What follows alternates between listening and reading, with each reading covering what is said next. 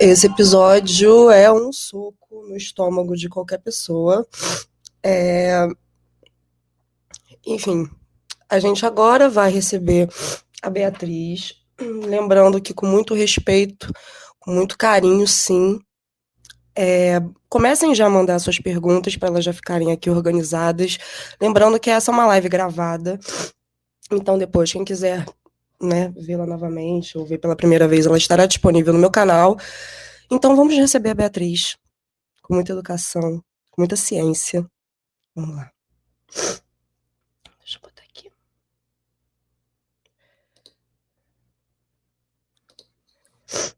Oi, boa noite. Boa noite. Tudo bem, Mariana? Pesada, né? Episódio.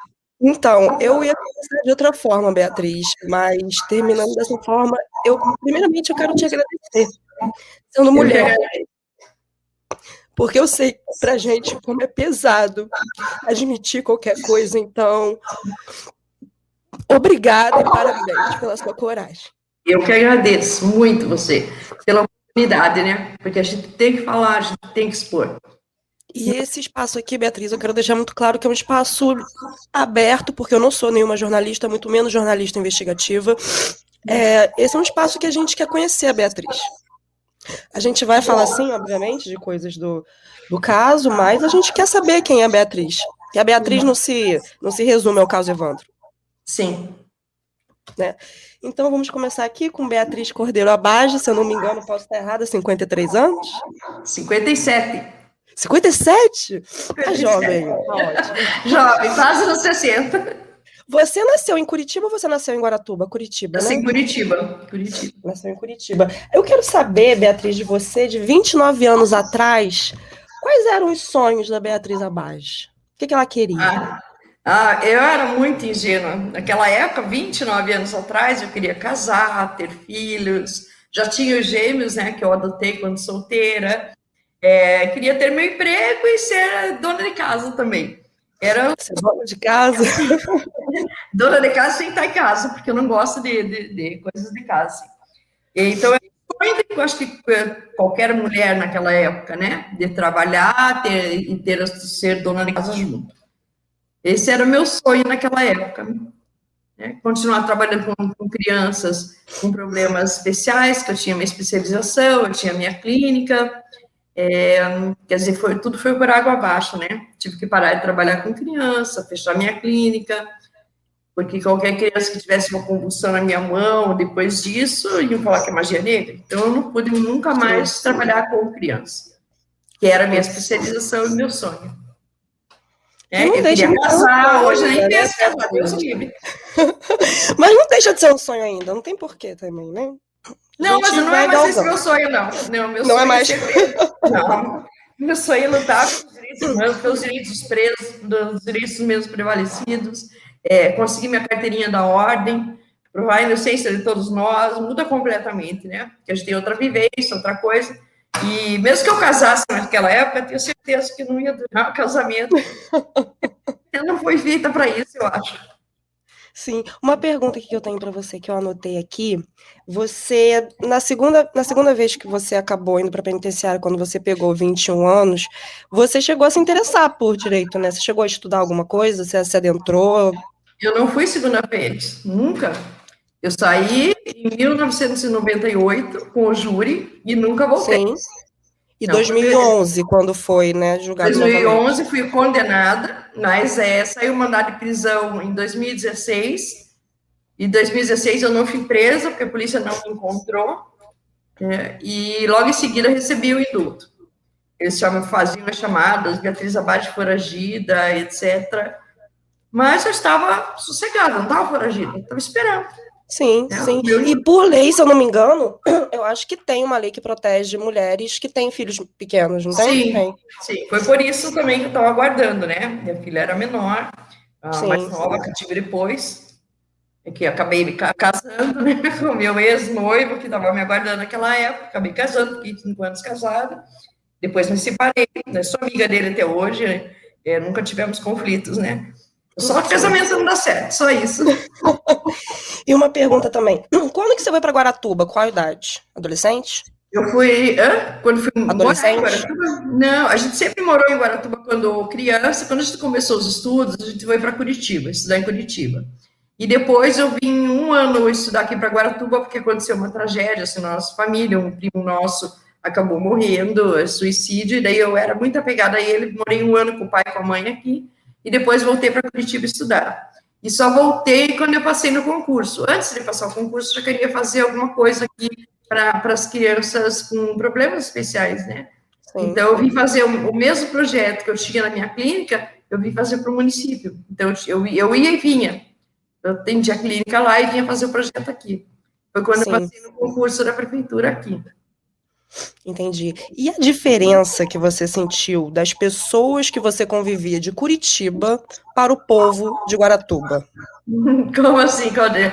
Agora?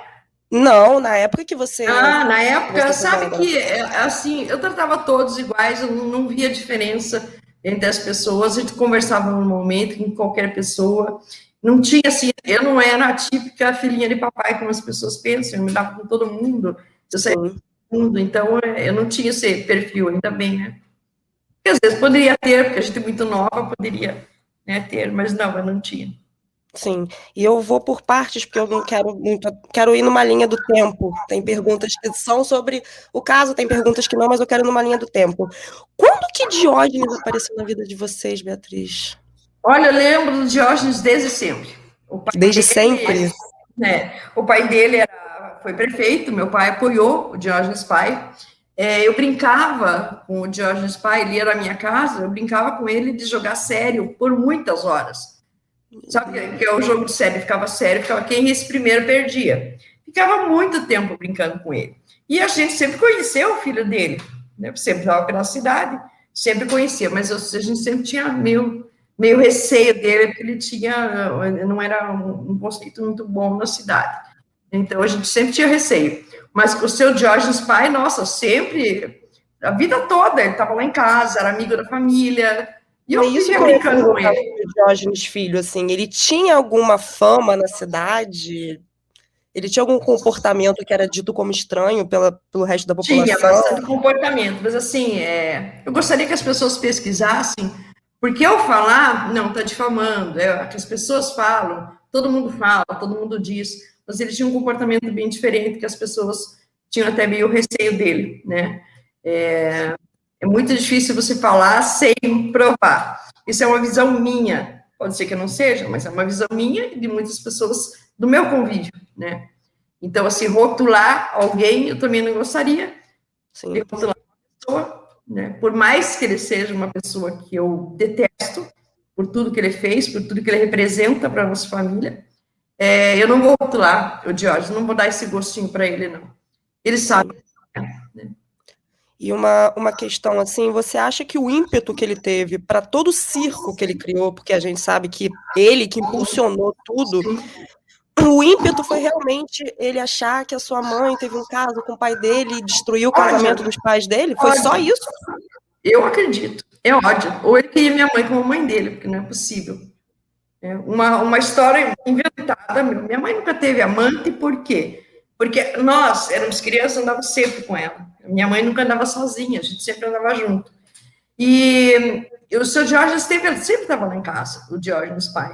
E a gente sempre estava junto também. Né? Ele era amigo do seu pai, então, o Diógenes pai. Ele era amigo do pai, meu pai apoiou ele como candidato a prefeito, ele ganhou o prefeito, ele era amigo do meu pai. E ele sempre estava lá em casa, ele, a dona Irene, minha esposa, a mãe do Diógenes filho. E quando começou o papo em Guaratuba, que a mãe era amante do Diógenes, aquela coisa, a mãe já chamou o pai, ó, estão falando isso, sem invenção, o pai chamou o Diógenes. Enfim, o seu Diógenes se separou da dona Irene e era namorado de uma outra pessoa. Tanto é que essa outra pessoa hoje é esposa do seu Diógenes. Quer dizer, quem que era amante? É minha mãe? Não, né? Ele se separou e casou com outra.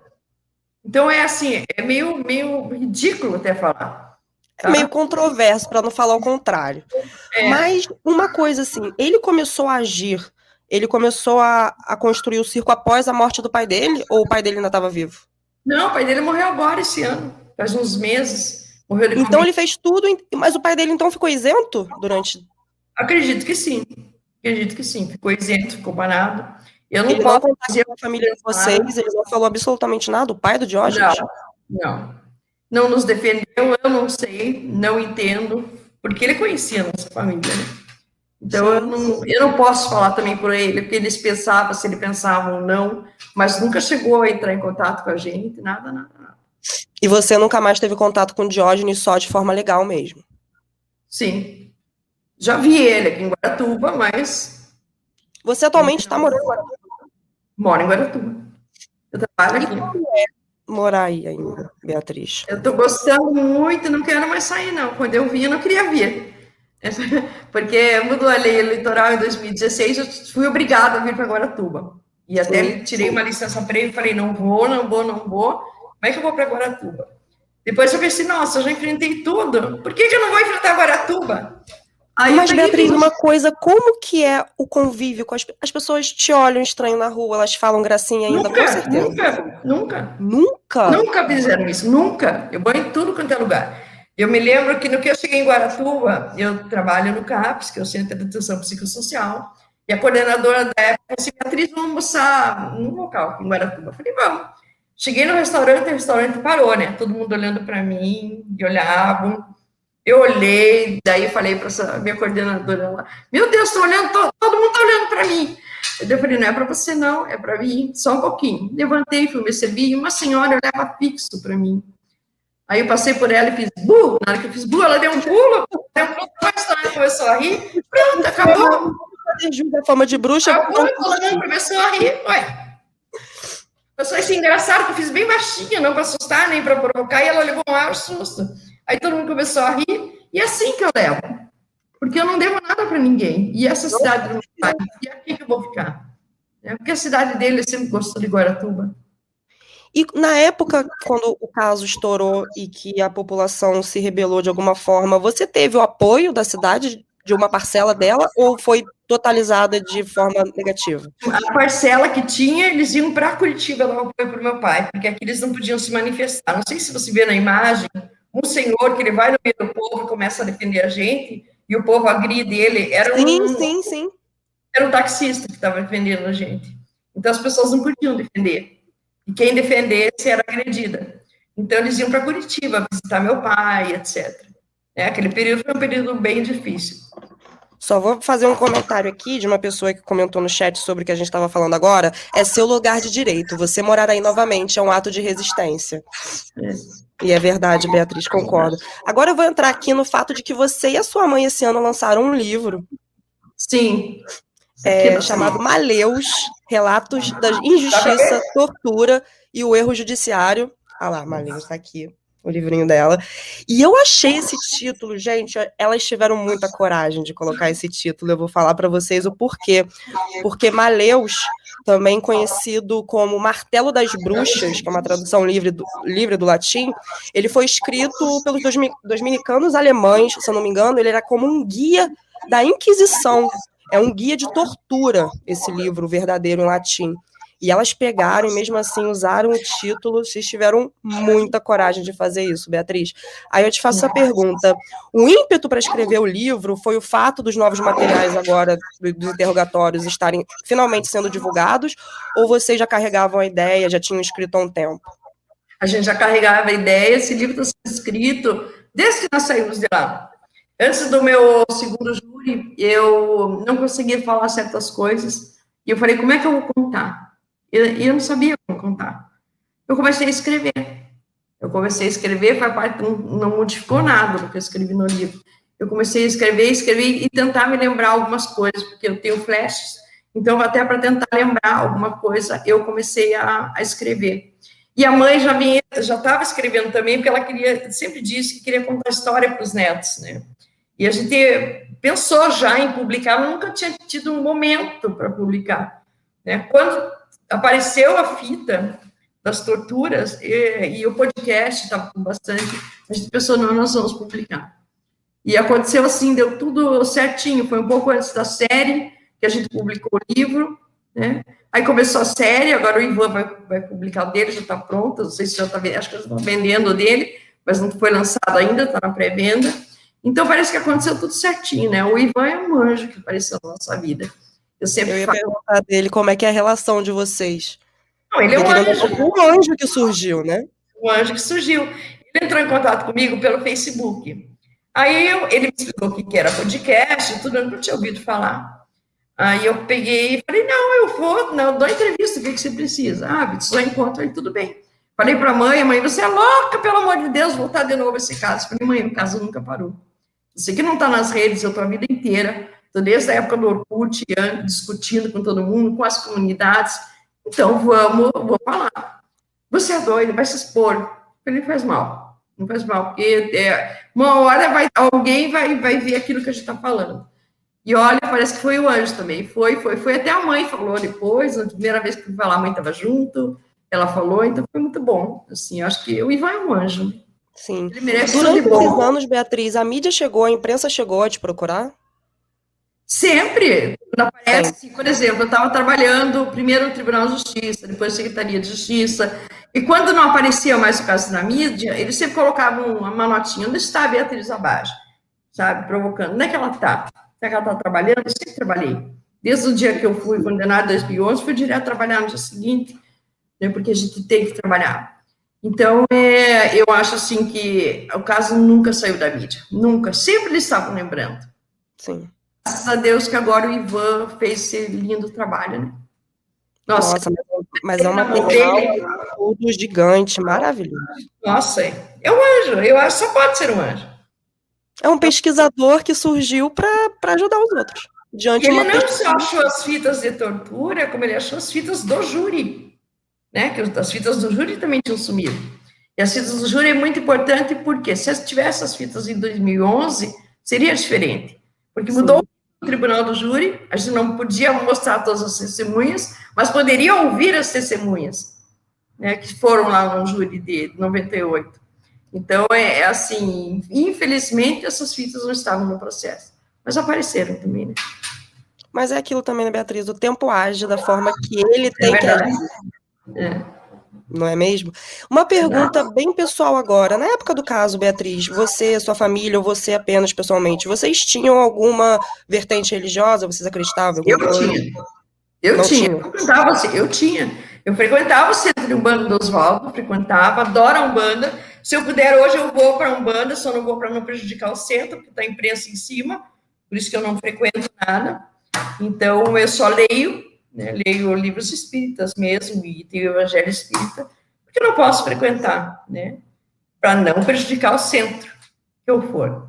Mas a minha área sempre foi essa, gosto, e nunca neguei que frequentava a Umbanda. Então, foi dessa forma que você acabou conhecendo o Oswaldo Marceneiro? Sim, foi disso assim que eu conheci antes, ele lendo Búzios, né? Assim, daí ele montou o centro, eu comecei a frequentar o centro dele. Agora, minha mãe... Ele era meio charlatão, ou não? Ele era meio charlatão ou não? Olha, se pudesse acusar ele de alguma coisa, ele misturava muito. Hoje eu sei que ele misturava muitas religiões, né? Ele até dava aula da Umbanda. Mas é que o de Paula, ele era do Candomblé e o Oswaldo era da Umbanda. Ele nunca cobrou nada para fazer nenhum trabalho. Esse trabalho que foi feito de pipoca na senhoria, ele nunca cobrou nada. Então, nem disso 71 posso acusar o Oswaldo, pelo contrário. Ele ganhava lendo Búzios, que é isso que ele era, o dinheiro dele. Era lendo Búzios. Nunca vi ele pedir dinheiro para ninguém. Ele gostava mesmo daquele... Talvez se ele não tivesse tanto conhecimento e para misturar as duas religiões, eu não sei, não posso julgar também, né?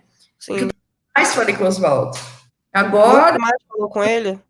Não, eu já mandei mensagem pelo Facebook, tudo, para ele ver o podcast, para eu ouvir o podcast, para ele ver a série, para ele se manifestar, tá na hora dele aparecer.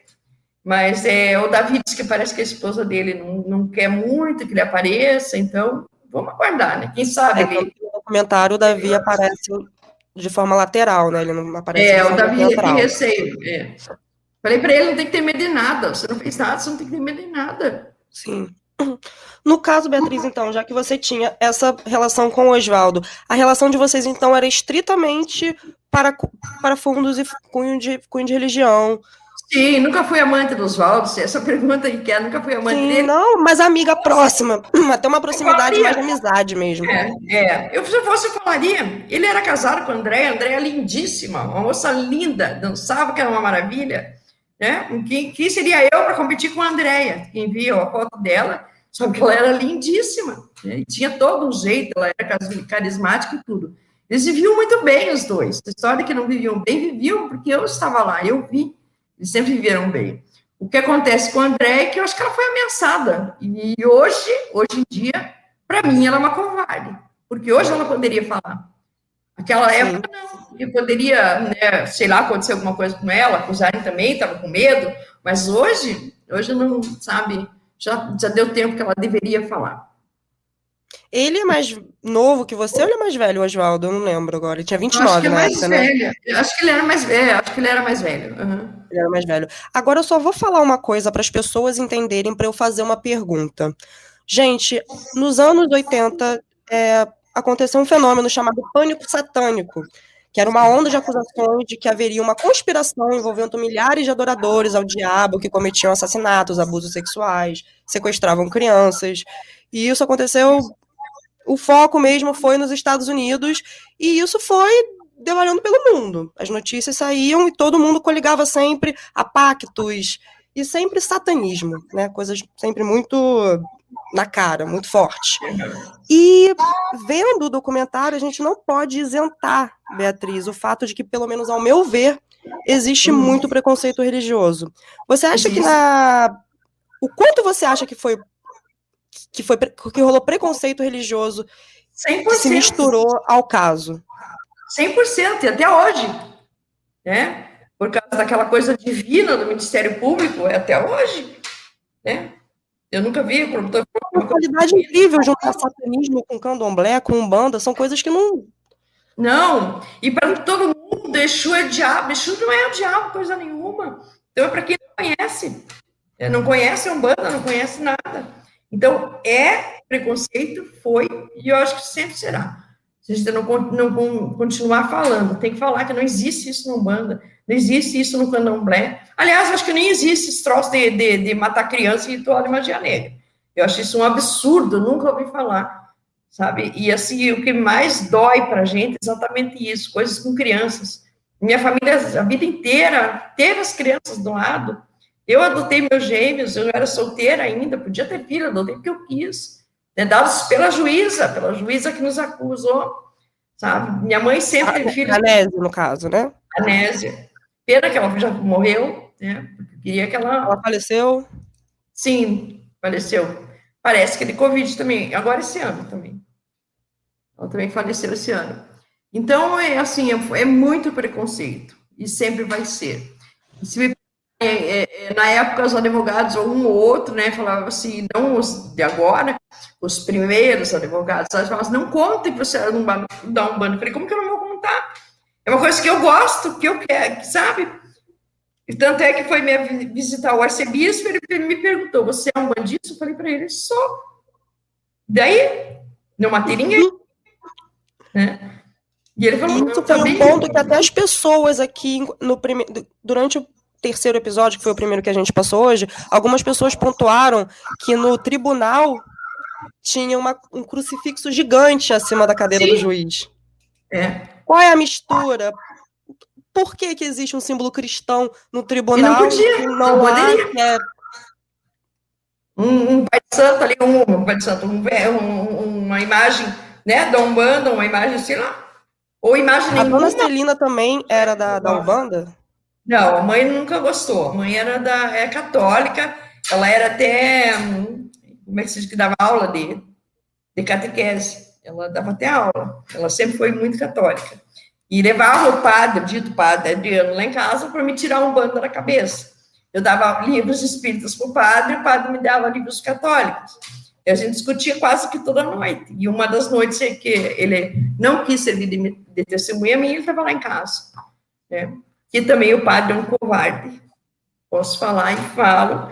No meu entender, porque eu nunca confessei nada para ele, porque não sou dessa religião, sabe? Então, como é que ele vai usar a questão da confissão, se eu não sou católica? E eu nunca confessei nada para ele. Então, é absurdo, né? Mas eles usam disso, é meio normal, é um comportamento normal do cristianismo, eu acho. Olha, estão falando aqui com você. Olha, estamos aqui, eu, mãe, Celina e Aldo Júnior. Sheila Bage, tá falando aqui com você. A Sheila, mãe. A Sheila, mãe. Celina, agora uma outra pergunta também que a gente falou do Oswaldo. Aí eu queria saber se a sua relação era equalizada tanto com Oswaldo, Davi e Vicente. Era o mesmo tipo de relação? Você, sim? Eu, sim. Eu conhecia todos. Eu sou a pessoa que conhecia todos, né?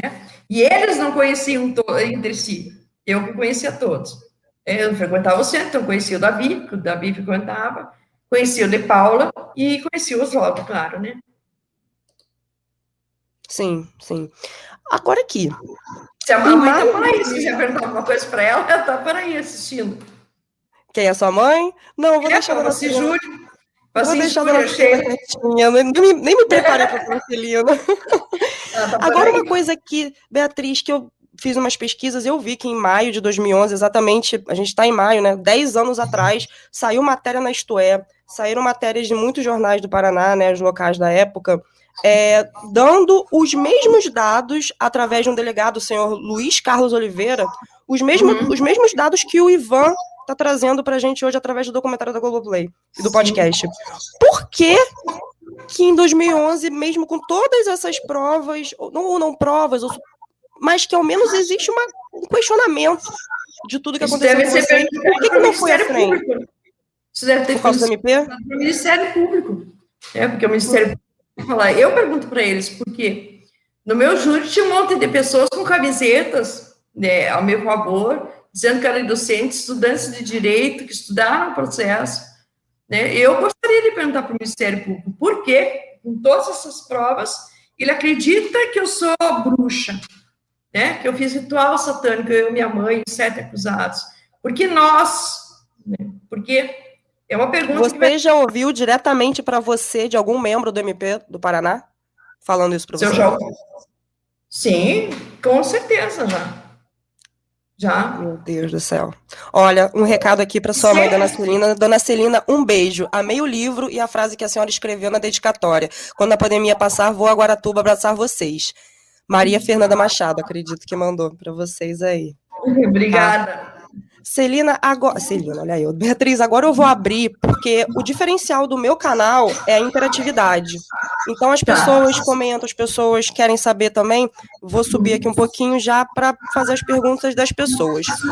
O Roldor está perguntando, Beatriz, falando no marceneiro, ele é o mais na dele durante toda a repercussão do caso. Qual a relação de vocês hoje? Mantém contato? Acho que você já respondeu essa. Eu respondi. Você tentou. Para aparecer na imprensa, dando essa versão dos fatos, isso era recorrente ou foram 2 reportagens dando essa versão até hoje? Sempre recorrente, desde o nosso primeiro depoimento.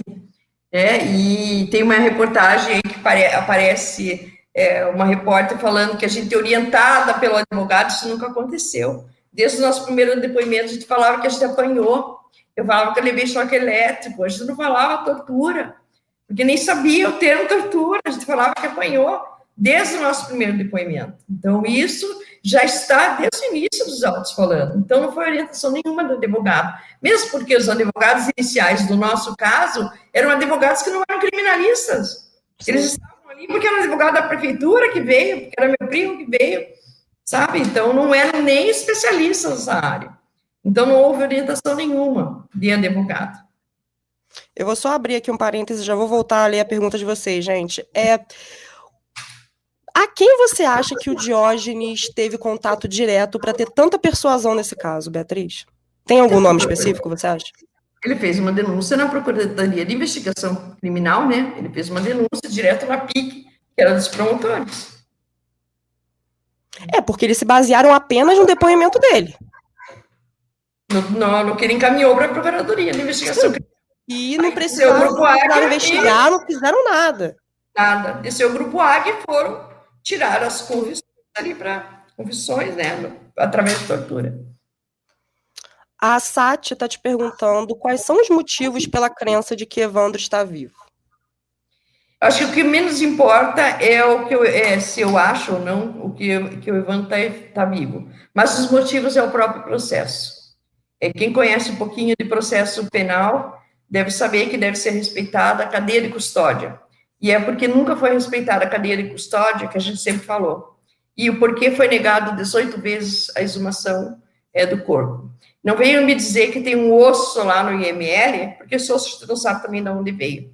Não sabe como é que foi extraída, ou o que é esse osso. Tinha que ser exatamente a exumação do corpo.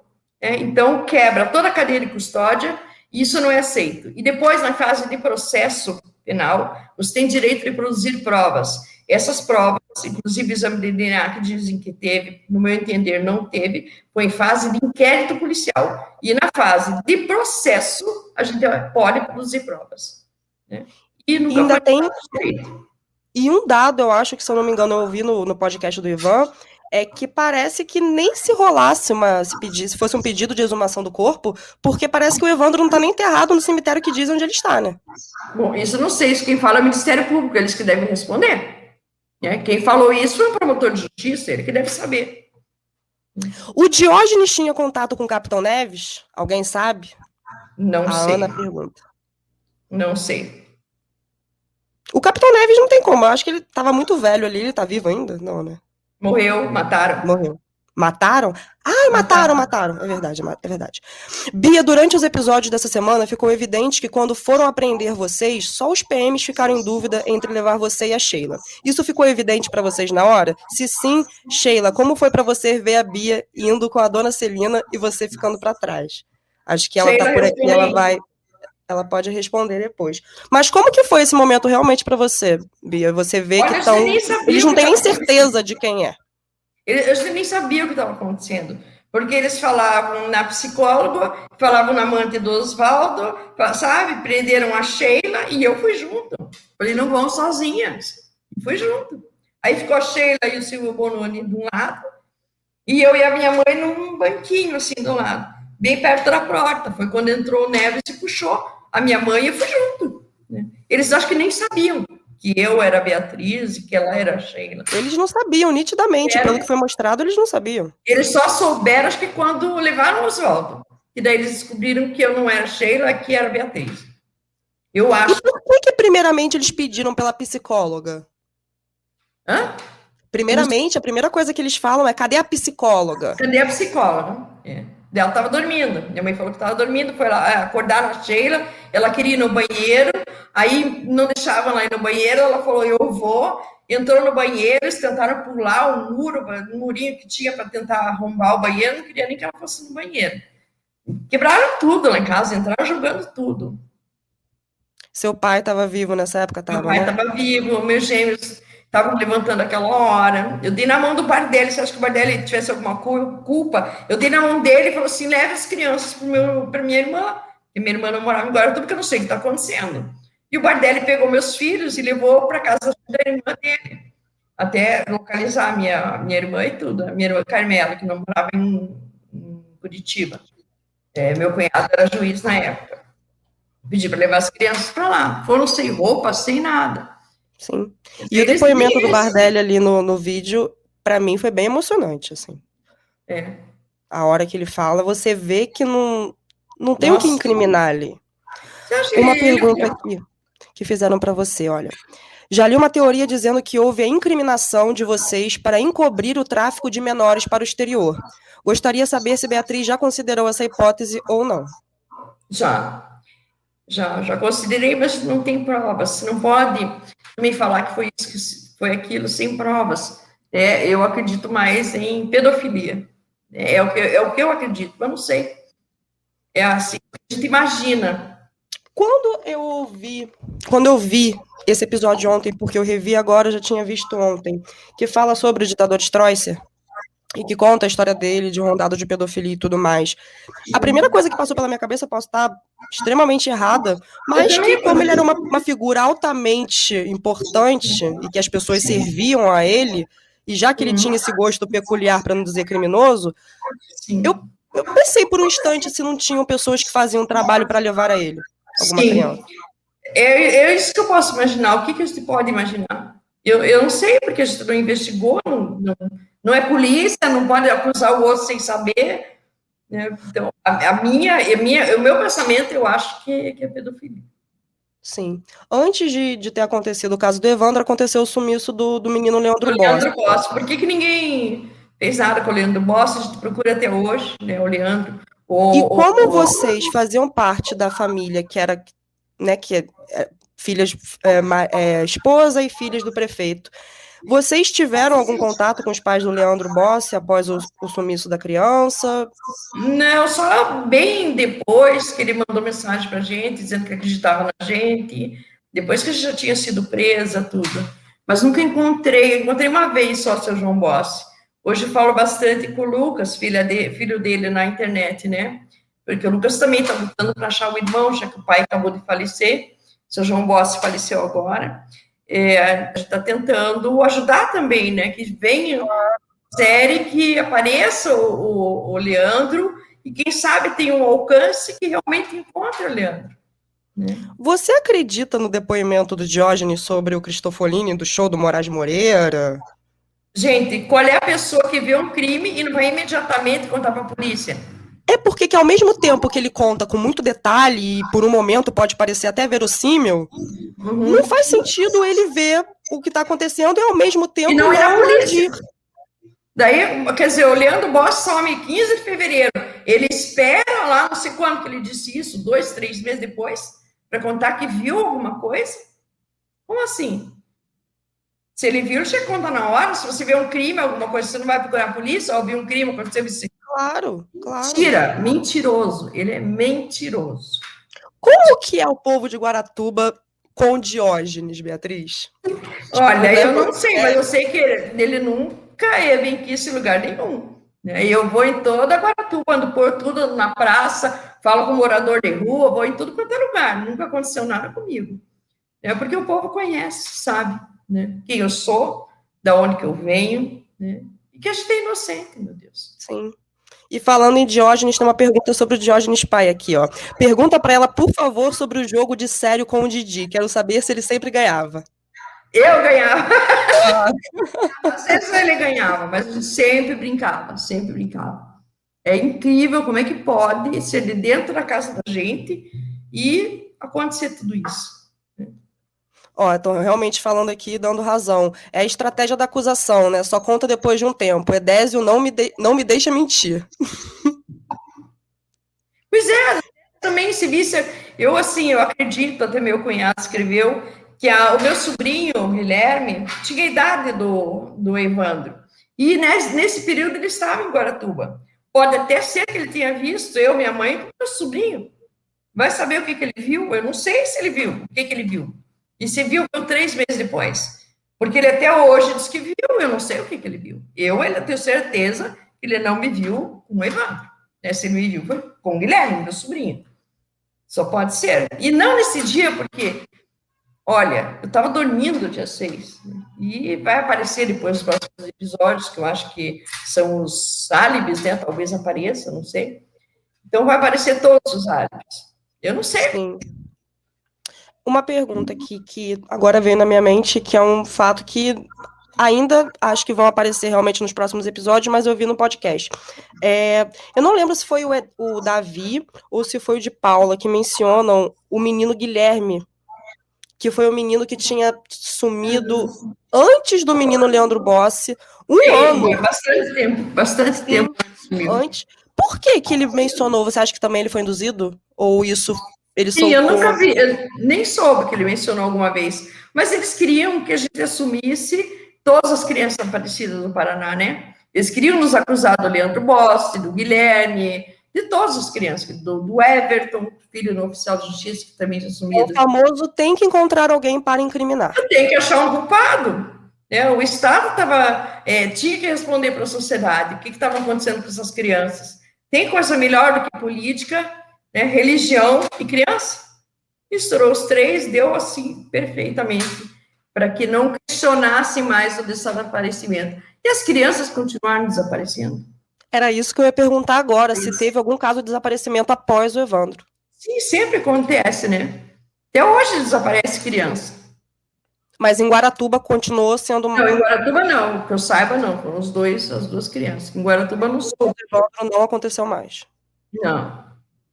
Como você vê um crime sendo cometido contra uma criança e simplesmente não corre para ajudar, para acionar a justiça? Não tem nexo. A galera aqui falando realmente de Diógenes. Acho que não tem ninguém que leva Diógenes a sério, né? Exatamente isso. Para mim, ele foi ameaçado como a maioria das pessoas, falando sobre o caso do Guilherme, né? Muito provavelmente, eu acho que sim. Forçaram a barra para ele contar. Edésio é vítima fácil. Provavelmente pegaram ele com droga e falaram: olha, isso aqui pode ser uso ou tráfico. Depende do depoimento que você der para nós. E antigamente o uso ficava preso, a lei mudou depois. A lei Sim. mudou em 2001, eu acho. Foi em 2001, parece, que mudou a lei. E antes ficava preso, até o usuário, se tivesse digamos, um baseado, ele ficaria preso. Né? Também E o estigma de bruxa, Beatriz, para você e para nunca sua pegou. mãe? Sabe que não pega? Porque eu sempre brinco. Desde o presídio lá, quando começaram a chamar de bruxa, eu subia na vassoura. Aí não pegou, né? As próprias presas tentavam te atingir te chamando de bruxa? No começo chamaram, não pegou. Tudo é que chamavam de Beatriz, Bia, né? Bia, eles chamavam de Bia. E a mãe disse, Celina, mas nunca nos chamaram de bruxa, porque a primeira vez que chamaram, eu subi na vassoura. Né? E pronto, não pegou o apelido.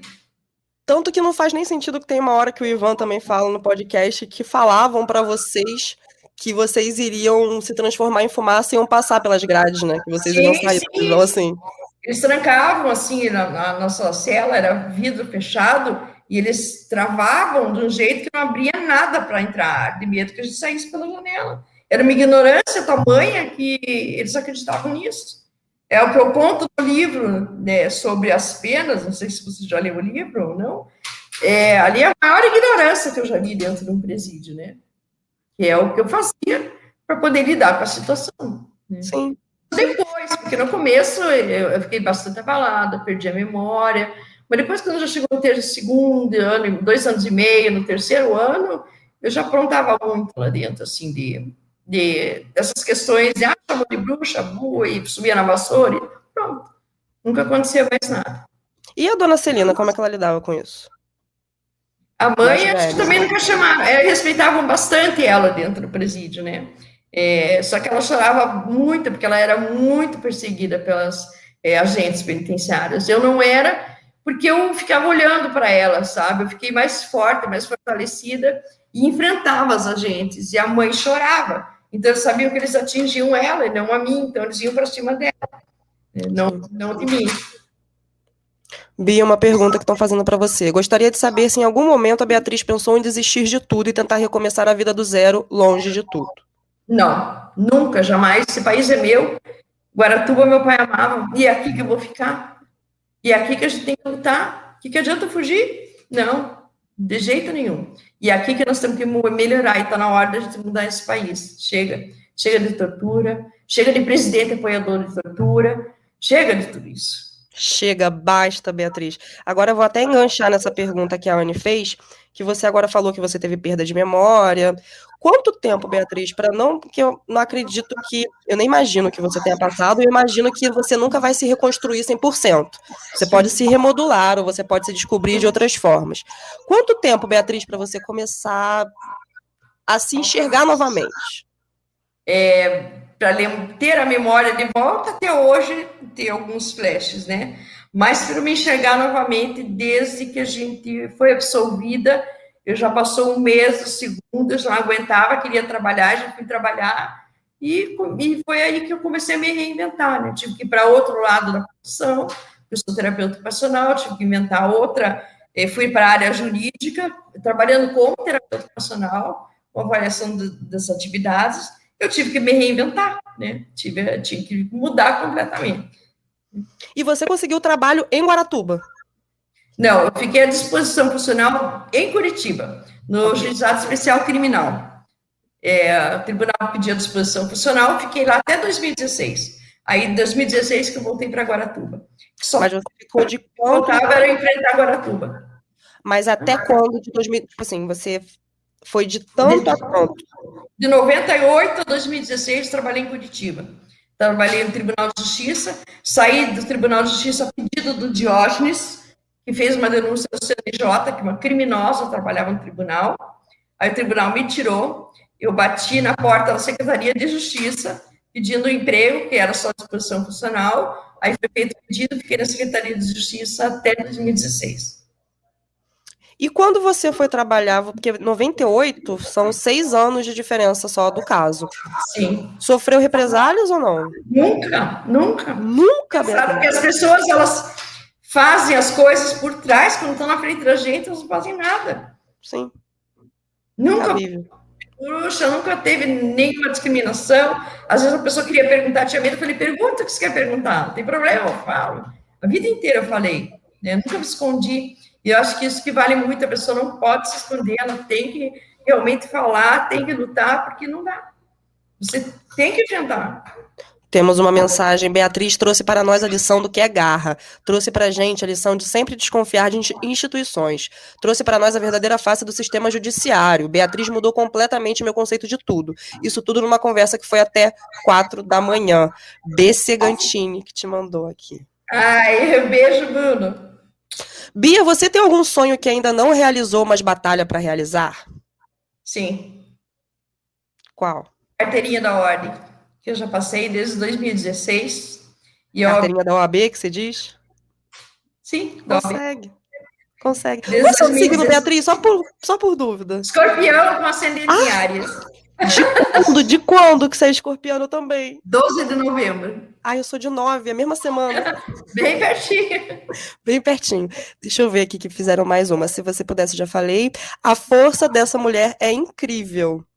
Eu também, Beatriz, eu posso te falar assim que só vi quando o Bruno me passou seu Instagram para entrar em contato com você, só vi suas fotos, a gente não tem muita noção pelas fotos. Mas você é de uma força. Você tem uma energia vital tão ligada. E vendo a porrada que a gente acabou de ver, que é do 4º episódio, e ter você aqui conversando, isso com um sorriso no rosto, com leveza, podendo falar de peito aberto, é muito admirável. A sua de direito, Bia, torço muito pro seu sucesso. A gente tem essa força porque, assim, a minha mãe, que é a matriarca, né, ela que mostra essa força para nós e sempre ensinou a gente a enfrentar tudo. A gente sempre enfrenta de cabeça erguida. Sim. Então, eu preciso falar com a minha mãe, ela também é bem forte. Quando apareceu a Dona Celina no 3º episódio, eu acho que foi até então o maior baque. Quando ela aparece, só a presença dela, você sente. Foi louco isso. Quando eu vi ontem, eu falei, ok. A OAB é nojenta. Como a própria OAB não acredita no sistema de recuperação. Por mais que ela tenha uma condenação formal, por que não poder exercer a profissão? Diz que foi um crime infamante e que eu nunca vou ter a ordem. Vou ter sim, porque eu vou até o fim, vou lutar e vou ter. Um dia eles vão ter que me dar. Eu passei no exame da ordem, eu fiz o direito, né? Fiz a faculdade, 5 anos. Vão ter um dia, vão conseguir, com a revisão criminal, com a reabilitação criminal, qualquer coisa, eu vou atuar ainda como advogada dos direitos humanos. Total. Uma pergunta, Bia, mais uma. Não existe só o caso Evandro de casos parecidos no país, já tivemos inúmeros. Sim. Por que você acha que o caso Evandro teve tanto peso na mídia? Exatamente pelo que eu falei, né? Envolvia político, criança e, na verdade, a classe social, né? Pessoas muito discriminadas socialmente. Tanto é que eles sempre falaram as bruxas de Guaratuba, não os bruxos de Guaratuba. Sim. Mulheres. É uma luta, inclusive, assim, é uma discriminação isso. Só as mulheres. Sempre foram as mulheres. E a gente era discriminada dentro do presídio pelas agentes exatamente pela condição social. Eles achavam que a gente era milionária. Eu não sou milionária. Falam, às vezes, em sites aí que eu comprei a Globo. Eu não tenho casa própria, eu vivo de aluguel, como é que eu vou comprar a Globo? Só se for parcelado, né? Quem sabe a Globo deixa comprar parcelado. Gente, olha as coisas que as pessoas falam. Estamos aqui recebendo mais elogios para sua mãe, Dona Celina, mas é de uma grandeza fora de série. A cena de introdução dela na série diz por si só, não tem um pingo de culpa ali, a sinceridade toma conta da tela. Não, de uma coragem, foi como eu abri aqui, de uma coragem imensa. Bia, não sei se você vai querer falar sobre, mas é só uma pergunta, assim, como que tá seu filho Gustavo? Lucas. É Lucas? É Lucas. O que aconteceu, uma coisa com ele que eu li, eu não sei. Sim. Não, ele tá preso, ele não tem problema nenhum de falar. Ok. filho, ele sempre a vida inteira recebeu ele foi muito discriminado, muito. Desde que ele era criança, ele falava: minha mãe está presa, quer ser meu amigo. Ele já falava isso. Em função disso, ele foi para as drogas, começou a usar muita droga e realmente cometeu crimes. Realmente, cometeu até homicídio, tudo. Está pagando por isso. Ele acho que é uma das maiores vítimas desse caso, porque ele realmente hoje ele tem problema mental, está no complexo médico penal se cuidando, né? E a gente há 1 ano e meio não vejo ele, porque não pode, né, ver. Mas a pandemia, desculpa. Por favor, pelo amor de Deus.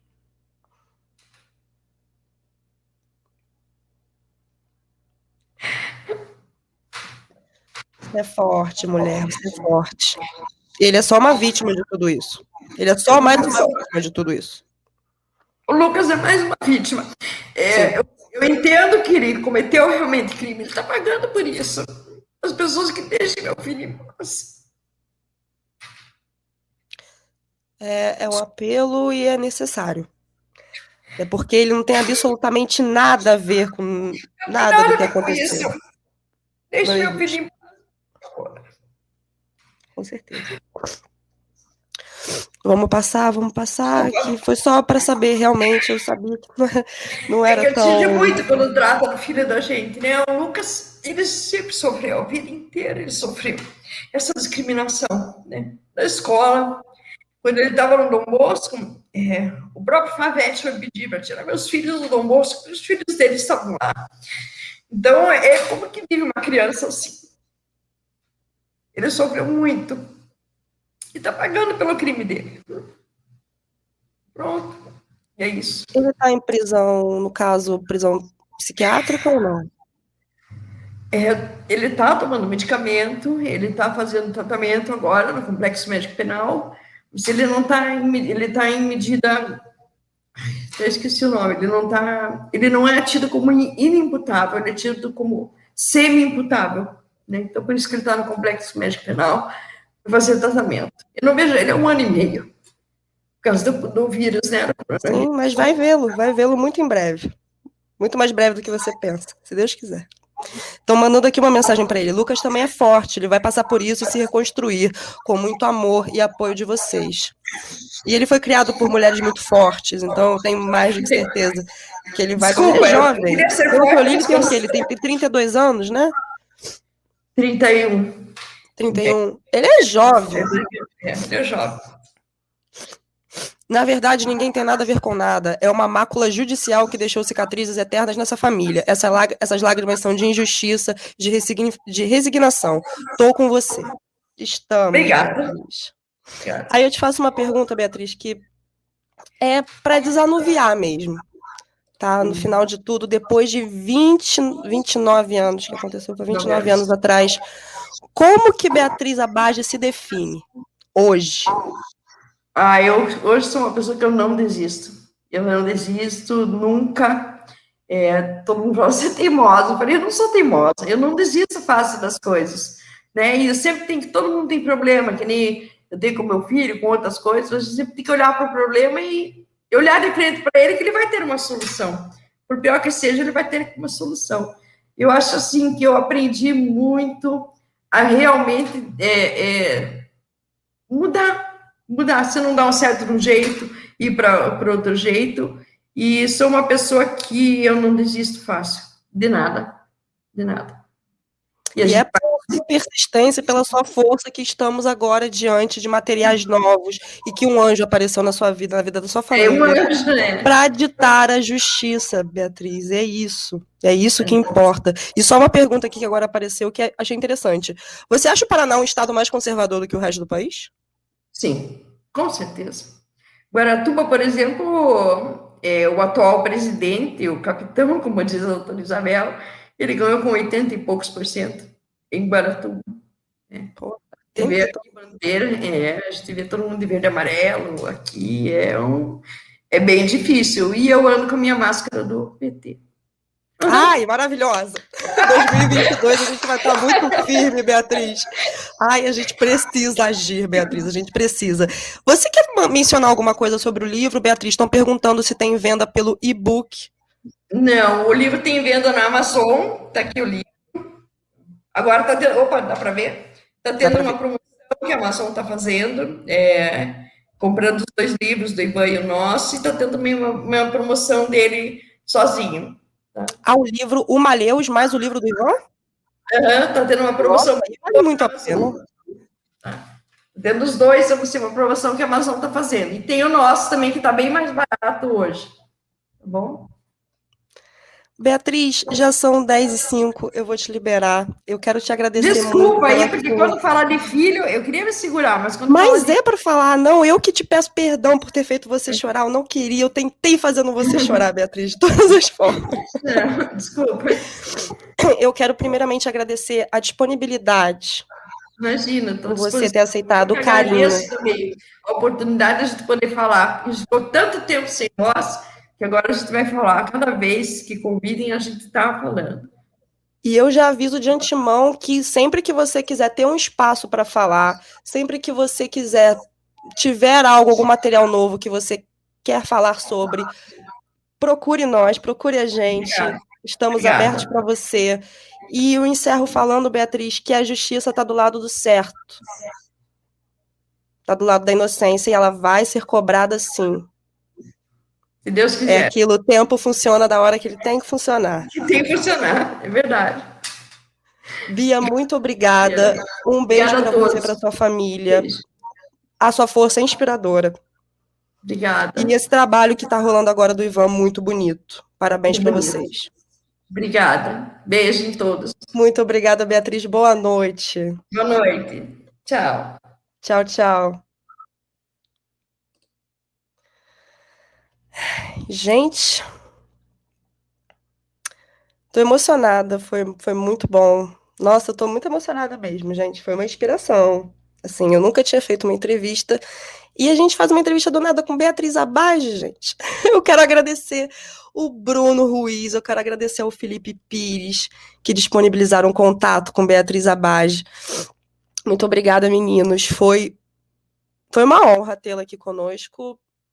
Foi muito enriquecedor para a gente saber mais o lado dela, do caso, dela e da família dela.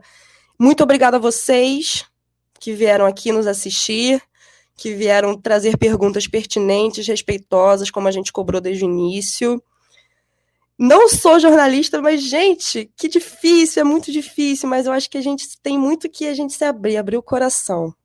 Quero agradecer a B. Segantini, que parece que é íntima, não sei se é parente, não sei se é amiga, muito obrigada. Muito obrigada, Sheila Bage, irmã.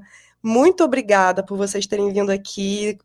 Não só derem um up na nossa live, mas estarem ao lado de Beatriz, que eu tenho certeza que ela precisa muito do apoio de vocês. E essa família unida é foda, desculpa a palavra, mas essa família unida é foda, velho. É Bruno Segantini, ok. Obrigada pelo cuidado, Mariana. Nossa, não tem do que agradecer.